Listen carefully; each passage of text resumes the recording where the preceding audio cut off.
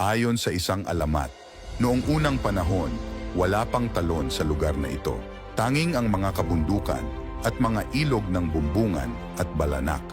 Sa silangang pampang ng ilog Bumbungan, nakatira ang magkapatid na sina Balubad at Magdapyo.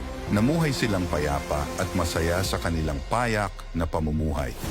Isang araw, dumating ang napakatinding tagtuyot na nagdulot ng pagkamatay ng mga halaman at hayop.